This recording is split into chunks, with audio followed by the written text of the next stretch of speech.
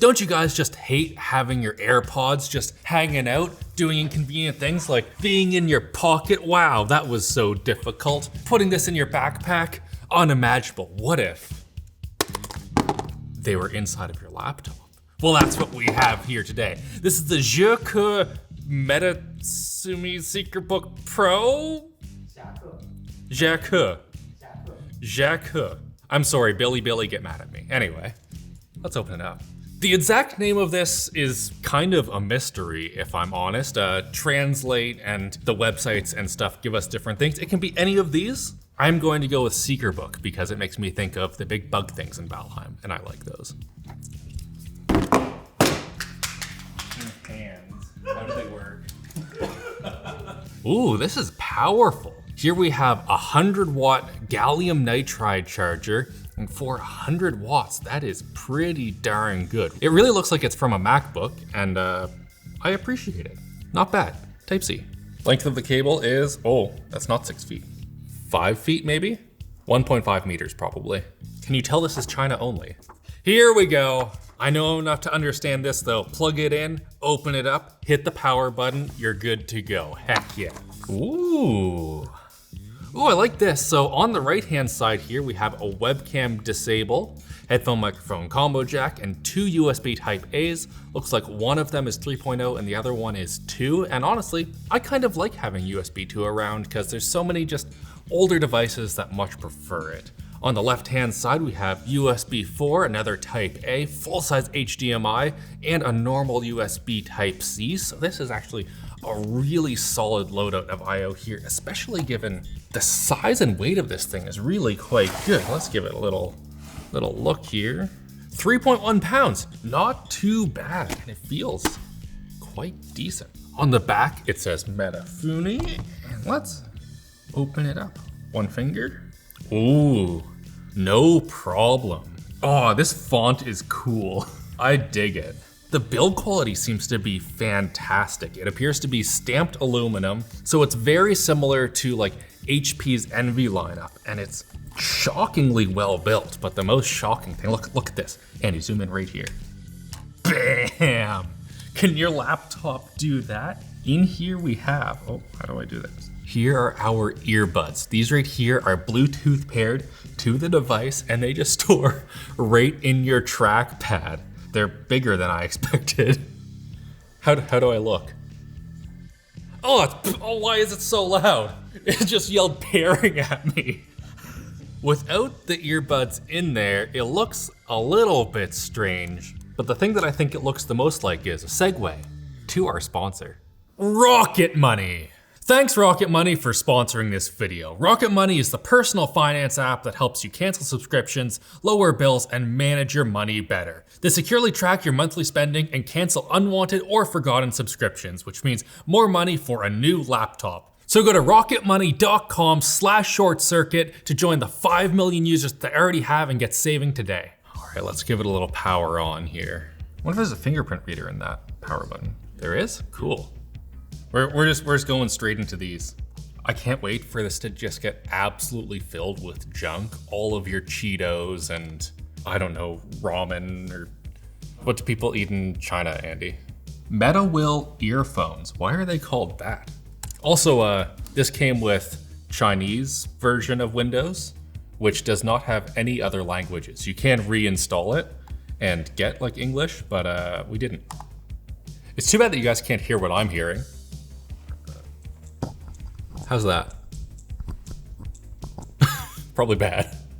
Okay, these are not the best headphones that I have ever heard. So there's a lot of bass, heaps of bass, pretty much only bass. The mids are kind of not in existence, and the hi-hats are super loud, but not airy. Like you just get like a sharpness to them, but not the like that you normally get. And that was all basically confirmed by headphones.com. You can see the graph looks not the best that we have ever seen. Also, they stopped being paired, which is also not the best I have ever seen, given they come in it. Am I able to connect these to my phone?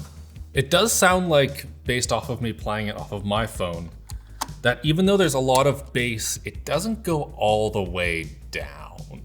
which is kind of unfortunate. And he just said that I should look into these headphones for video call quality because that is what they're advertised for.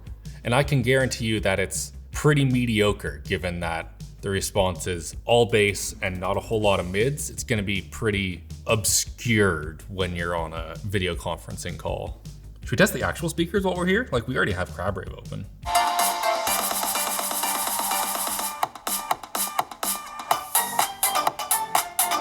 Yep, that's actually pretty clear. So not too bad there, but it is certainly lacking in bass and volume.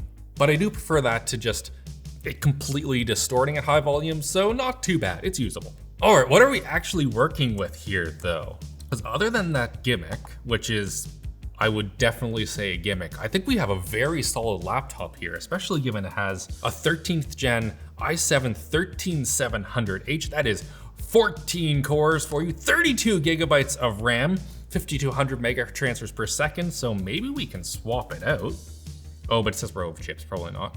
A 1 terabyte SSD, Intel Wi-Fi 6, love to see that, and just integrated graphics, but that is what you expect from a laptop that is like this. This display looks really good.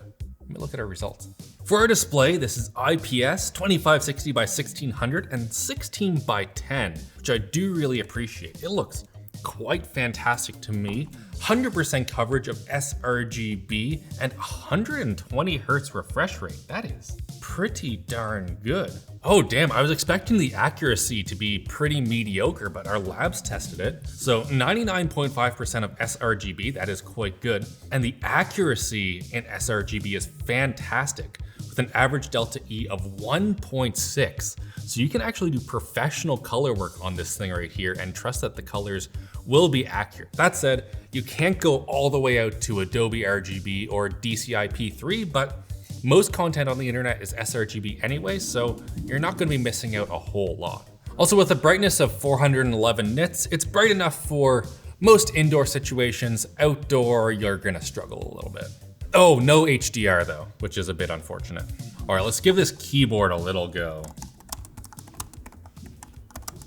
The keyboard is not bad. I'm going to give it a solid B. It's not inconsistent at all. They've actually really nailed the consistency between the keys. And if you look, the stability itself is also really quite good. And this is aided by the chassis stiffness being excellent across here too. The problem is that the switches themselves are just very not satisfying. They're really mushy. Like you can just hear it, like,